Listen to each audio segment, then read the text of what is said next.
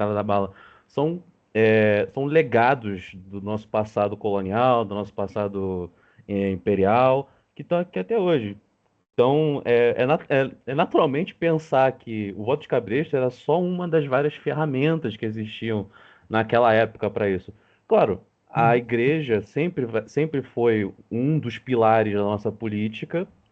Em dado momento, ela perdeu o poder, mas não perdeu tanto, claro. E, enfim, como o senhor falou, é uma coisa complexa, mas se a gente parar para pensar, é uma coisa complexa que foi se perpetuando, tendo algumas poucas alterações até hoje. Então, o voto de cabresto, ele foi, como eu posso dizer, ele foi evoluindo, querendo ou não, ele não acabou por completo. Hoje em dia, como eu falei antes, a desigualdade, ela propicia certas práticas. Então, a Sim. desigualdade crescente no nosso país e que tem e ganha uma proporção cada vez maior ao longo dos anos, ela permite, assim, você anacrônico, como tomar um pouquinho essa liberdade, ela permite um tipo de voto de cabresto ainda. Então, até mesmo as relações dentro da própria favela, muitas coisas ali dentro da própria favela, eu morei muito tempo dentro de favela, podem ser um pouquinho desse clientelismo, como o senhor falou. Até mesmo, Uhum. como por exemplo, políticos que saem dentro da favela ou que são indicados dentro de favela. Então é uma coisa complexa, mas É uma coisa complexa e estruturada dentro da nossa cultura. exatamente. Cara, você pode usar Brodel para poder explicar isso, então é uma teoria bem validada. É diferente, as forças políticas mudaram, a- as forças econômicas mudaram, as forças culturais são fenômenos de longa duração. E como longa duração, você consegue perceber a continuidade deles, entendeu? Tem um detalhe também que eu observei, por exemplo, na crise de superprodução do café, quando Uhum. houve todo aquele auxílio do governo ali, O governo de e Taubaté, aquela empréstimo, negociação toda ali. exatamente, em Taubaté mesmo, a expressão de privatizar os lucros e socializar os prejuízos.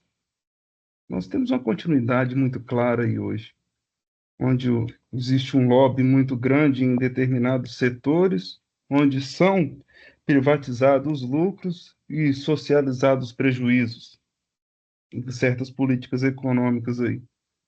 Dá para se levantar isso apontando, claro que não teria como fazer isso agora, mas pode-se observar uma continuidade aí, não?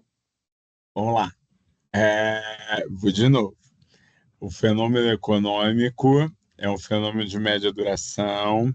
O Brasil continua sendo agrário exportador, e como um país agrário exportador, ele prioriza essa condição, despriorizando outras condições em termos tecnológicos, fazendo com que os mercados, essa lógica do prejuízo, ela fique facilmente percebida, em especial em momentos de crise de produção, em especial em momentos que, sim, você está certo, a, os moldes são um pouco diferentes, porque, em especial, os sistemas de commodities mundiais se modificaram. Não é nem o Brasil. Os sistemas de commodities mundiais eles se modificaram bem. Então, o que eu estou dizendo? Eu concordo com você, só peço aquele bom e velho cuidado. Certo. Então, é só uma lembrança de um sistema para o outro. Claro que Exato. É uma reminiscência. É tem um termo que a gente utiliza que não é continuidade, que é, oh meu Deus, ele vai voltar quando não estiver falando nada a ver com isso, mas que é uma ideia justamente caraca, eu expliquei isso essa semana. É como se você estivesse vendo, tem determinados fenômenos que eles não desaparecem. O que muda é como a maneira que as pessoas veem esse fenômeno. Mas o fenômeno continua ali sendo passado de grupo a grupo, de forma para forma. Pô, é esqueci o esse nome nome que nós daquele nome. precisamos. Hã?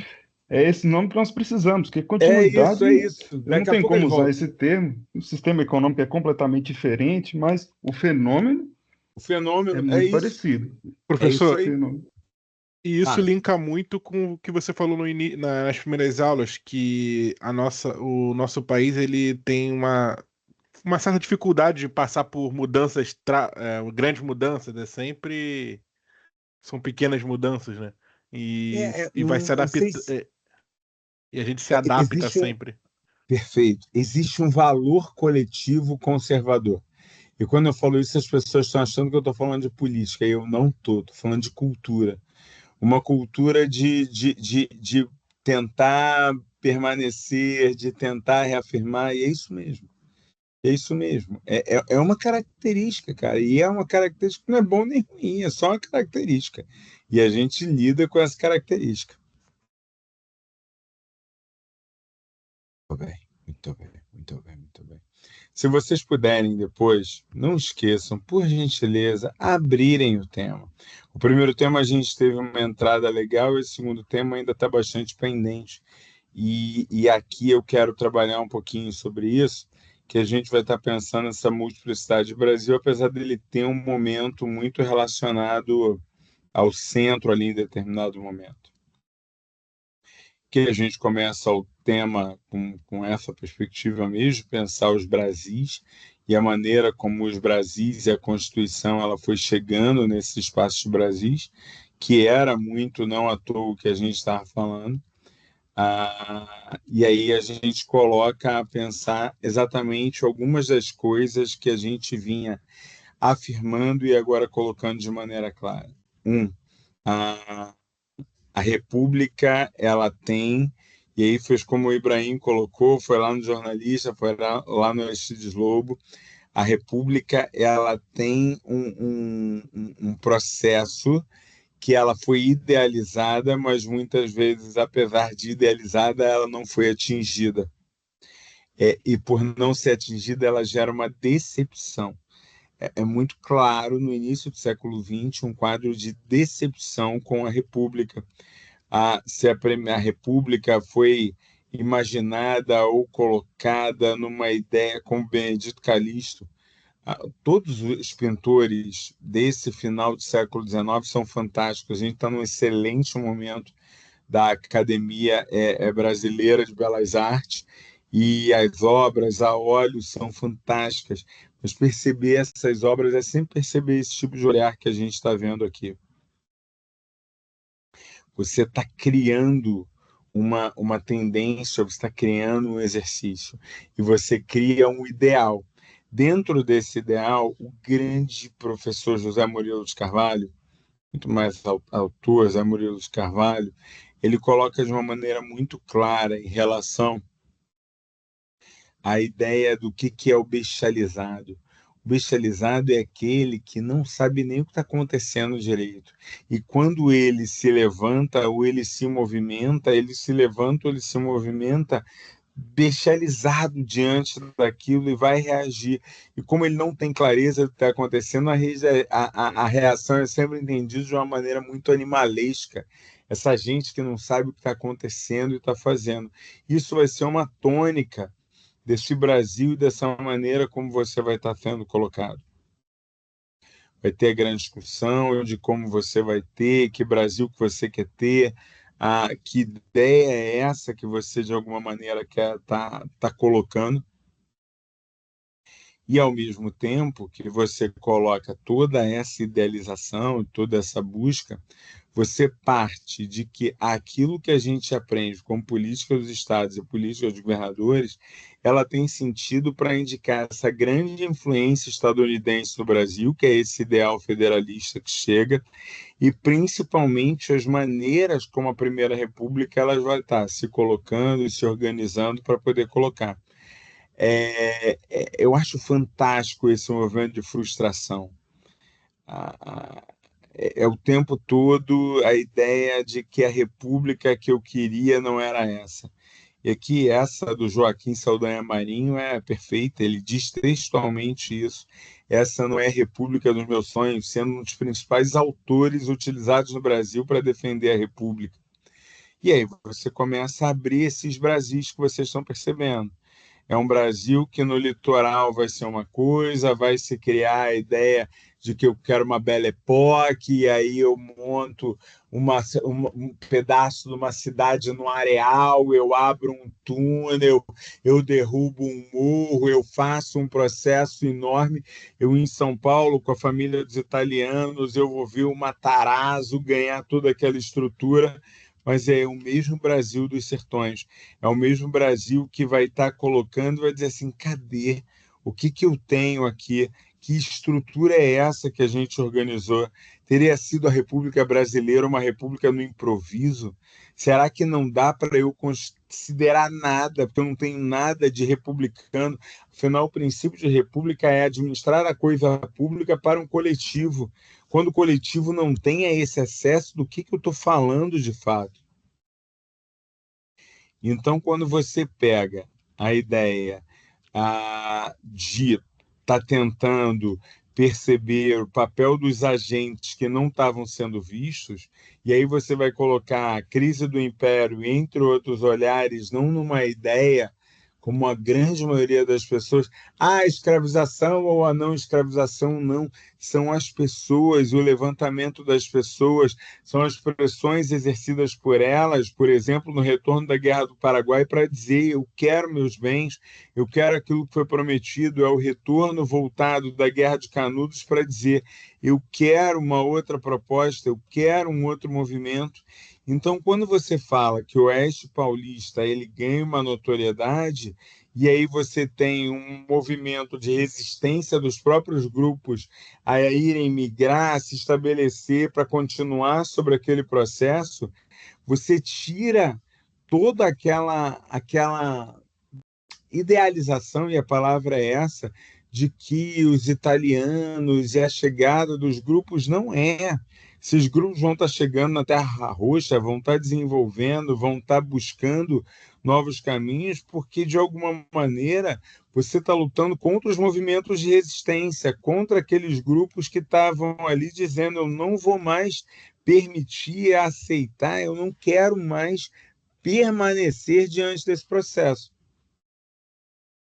Então, enquanto a República da Espada ela teve toda uma legitimidade, que aqui está colocada, os ministros, as figuras, você passa a ter toda uma ideia de que quem está mandando no Brasil de fato são essas forças políticas e econômicas que passam a ter um outro tipo de ascensão. A República da Espada, muito mais do que de fato uma ditadura, ela é uma grande protetora da oligarquia paulista, e eu inverto o que a Lucia, acho que a Lucia, agora não vou lembrar, que a Lucia estava falando. Foi você, Lucia, que estava falando de São Paulo?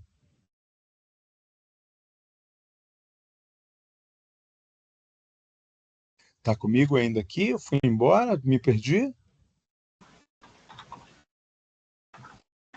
Vocês estão me ouvindo? Fiquei preocupado agora que eu estou falando sozinho. Sim. Foi a Joyce que falou de São Paulo. Tá aqui. É porque eu não estava vendo o chat. Você falou do Pará. Estava na dúvida de qual das duas tinha falado. Então, agora sim. É porque eu não estava vendo o chat, desculpa. Tipo das médias tardia é ótimo.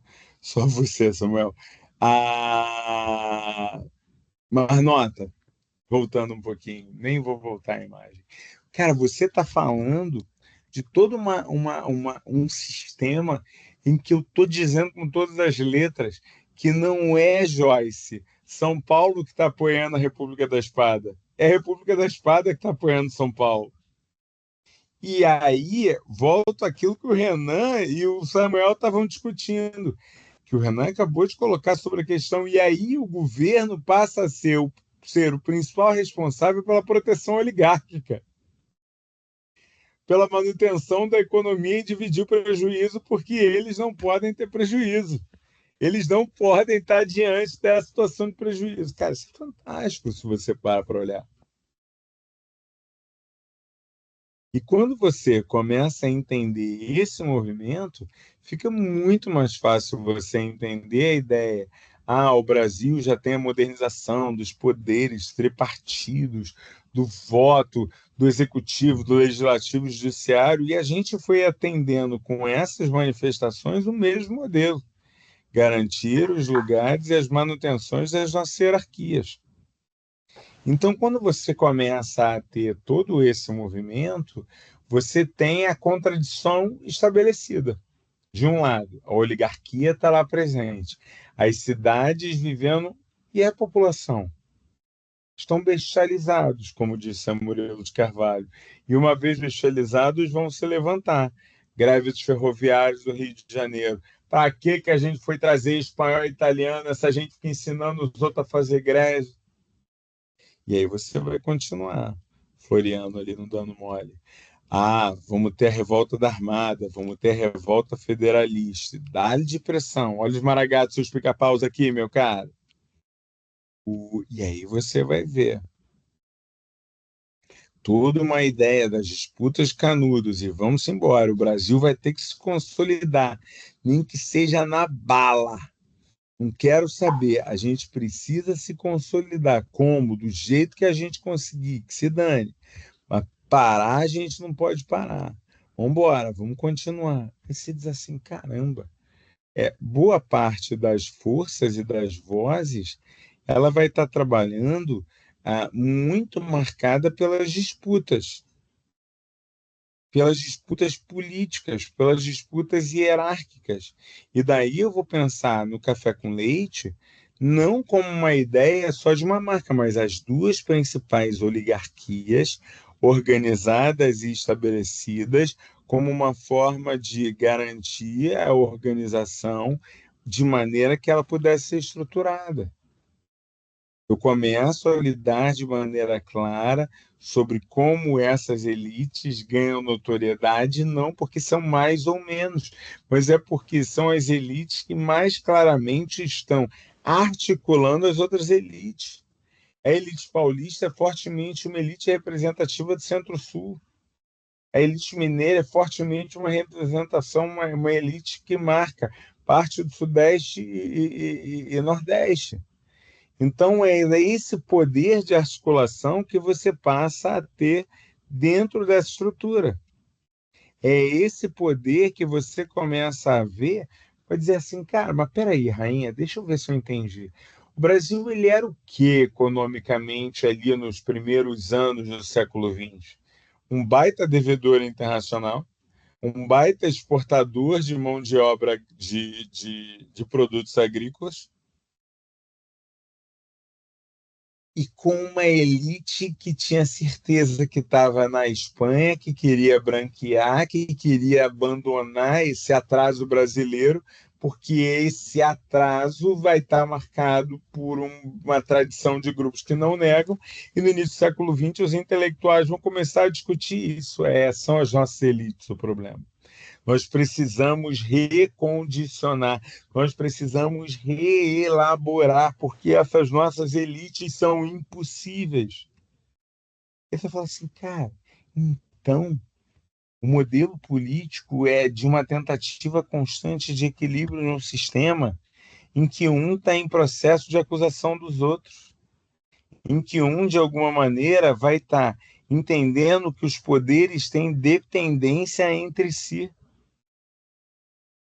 Então você passa a ter uma ideia de que uma minoria articulada se estabelece. E o povo? O povo vai se levantar contra a vacina. O povo vai se levantar contra a chibata. Repara, mas é um povo articulado como inteiro? Não. São movimentos locais, pontuais, que fazem barulho, que se levantam, que são fundamentais, mas que vão estar em outra direção. Vão estar muito mais relacionados a tentar resolver seus problemas, e o governo está estabelecendo um modelo de verbas para as oligarquias, como o próprio governo tem obrigação de manter determinadas regiões do Brasil. Como você passa a trabalhar a ideia de que a comissão, os processos, tudo devem ter uma certa nitidez, coisa que não era uma realidade. Então, você passa a ter mecanismos estruturais que influenciam, transformam, marcam e dão sentido à própria organização brasileira, que dão sentido à própria maneira da gente estruturar.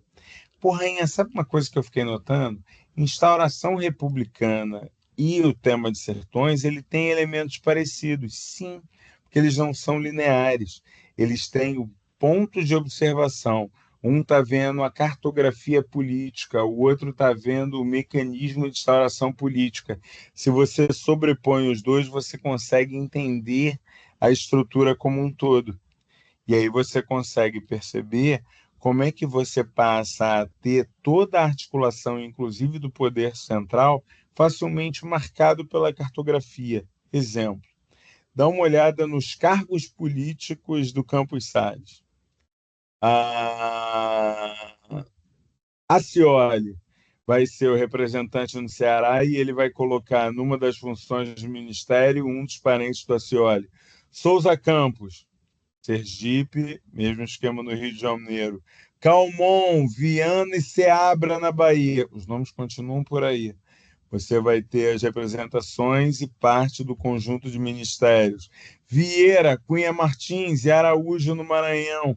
Rosa e Silva em Pernambuco. Albuquerque, Maranhão e Rio Grande do Norte. Todos eles vão ter a escolha dos governadores, mas não se estende aí. Você parte e passa a ter um dos representantes deles no Ministério do Campos Salles. Você fala assim, Rainha, então é um mapeamento, um loteamento das forças políticas no centro e nas periferias. Sim. Deixa eu ver se eu entendi o argumento, Rainha. Primeiro, tu desmontou o Brasil com uma ideia de vários Brasis. Isso. Agora você está dizendo que esses Brasis, apesar de serem vários, se encontram em uma articulação política da capital para manutenção dos centros de poderes. Muito bem, vocês estão afiados. Dúvidas, questões, pontos, ideias. Não expliquei nada simples, eu tenho certeza. Um gancho que o senhor deixou aí, com relação a uma elite intelectual, ao pensamento liberal, que ficou até uma dúvida que esses liberais, que até mesmo eram abolicionistas, igual o Joaquim Nabuco, até mesmo o Rui Barbosa, Uhum. eles não, eles não defendiam, ou melhor, eles defendiam uma reforma das estruturas para evitar uma revolução e não necessariamente defendiam uma ruptura total com a monarquia. Então, Sim. daí a gente entende desde já uma ideia de que não aconteceu de uma hora para outra. Eu acho até interessante no material, o seu colega aí, ele fala assim que traz um pensamento sobre a comunicação. Claro, não tinha um WhatsApp, como é que o povo todo ficaram sabendo sobre a República, a instauração da República? Foi Uhum. um Sim. processo longo, certo? Isso. Só através Exato. dos selos. Aí você vê um selo de uma correspondência e fala, mudou o sistema? É. Cara, esse negócio do selo é muito bom, né, cara? Porque, assim, eu nunca tinha parado para pensar quando o Daniel falou, é absolutamente fora de série. Porque você vai dizer assim, cara, o que muda é o símbolo. É interessante pensar sobre isso.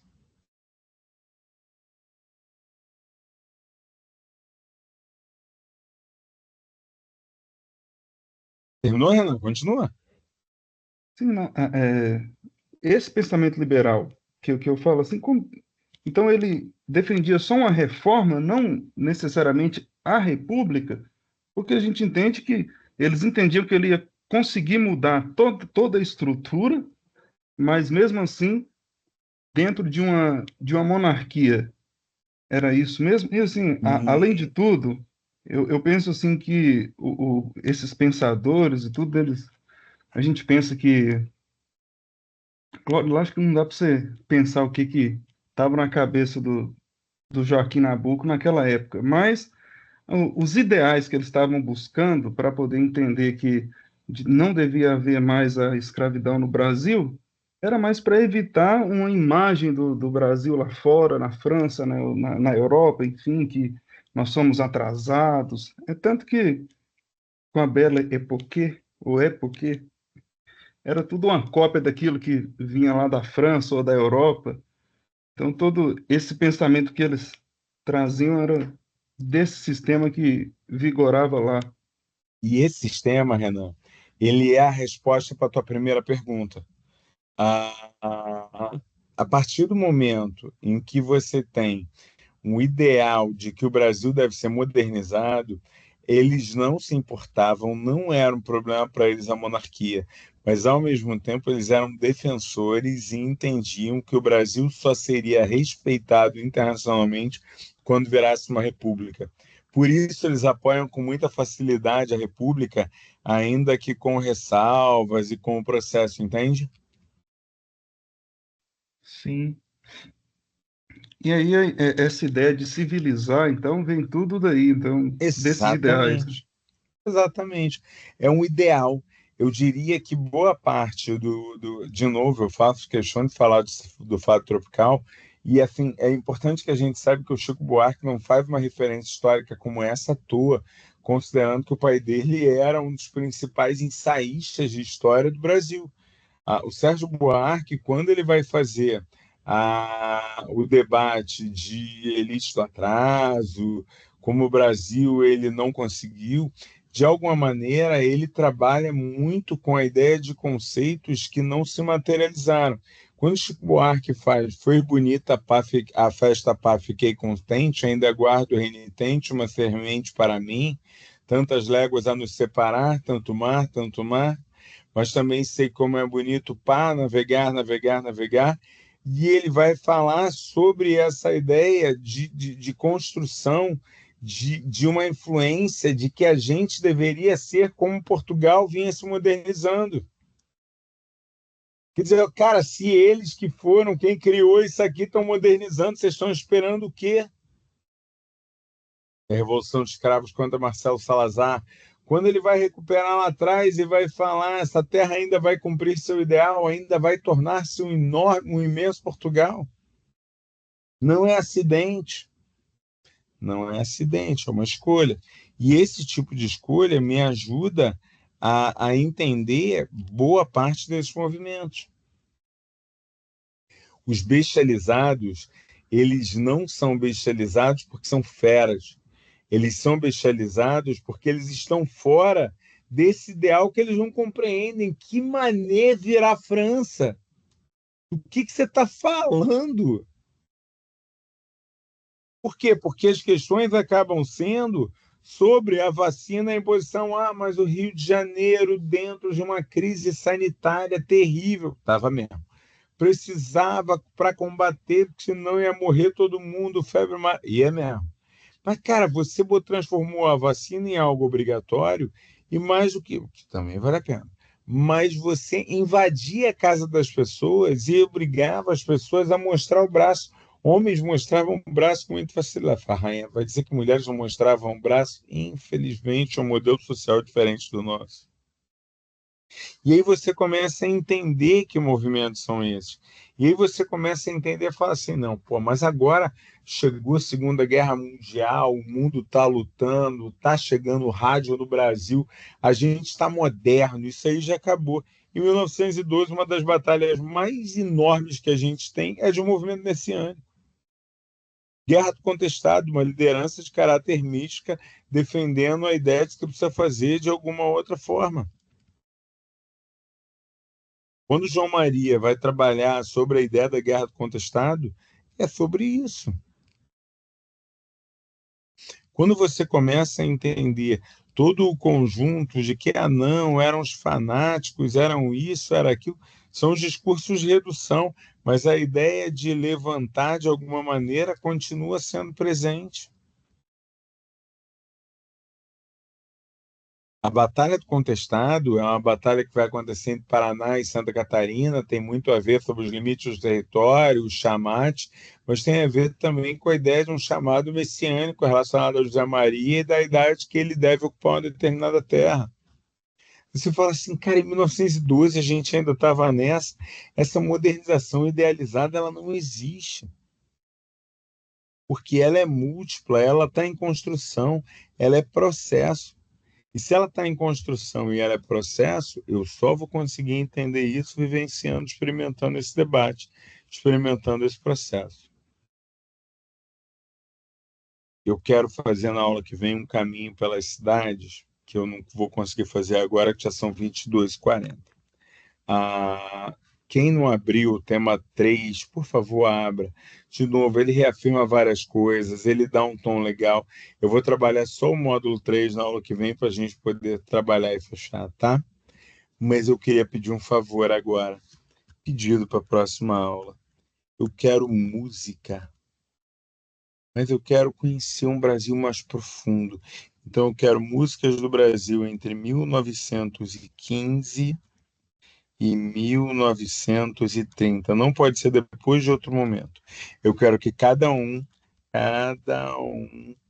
traga a letra. Professor, não deu para escutar uma parte. Vou falar de novo. Eu quero que vocês, na aula que vem, cada um, me traga uma música entre os anos de 1915 e 1930, tragam a letra, tragam o link para que eu possa ouvir a música, botar ela aqui para a gente ouvir, e tentem fazer uma análise histórica relacionando a música ao momento do Brasil, entre 1915 e vá lá, tá bom, entre 1915 e 1930.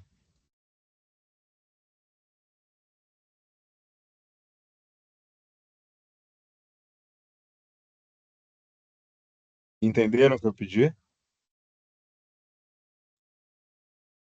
Sim, sim. Rainha, para que você vai fazer uma palhaçada dessa? Vocês não vão esquecer depois de ouvir um bocado de música, eu posso garantir. A Lucy já vai curtir, muito bem. Não esquece não, gente. Tenta me ajudar, Kátia, Simone, vem junto, eu preciso de vocês. Mona Lisa, chega junto comigo, tá? Sempre Ok, bom. professor. Semana que vem eu tô junto. Muito bom. Me promete? Cansada, desculpa. Não, eu entendo. Tá tranquilo. Tá bom? Vou trazer umas músicas gaúchas aqui, desses anos aqui. Boa, boa. Vamos ouvir. Se tiver em gauchês, vai ser mais legal ainda, para eu poder esforçar aqui para poder pegar o jeito. Muito boa. Gente, foi agora. Fiquem com Deus, tá bom? Grande abraço. Perdoe o atraso inicial, mas eu acho que deu certo. Eu acho que a gente conseguiu trabalhar um pouquinho. Bota aqui a presença no final, que para mim é importante, tá? Valeu!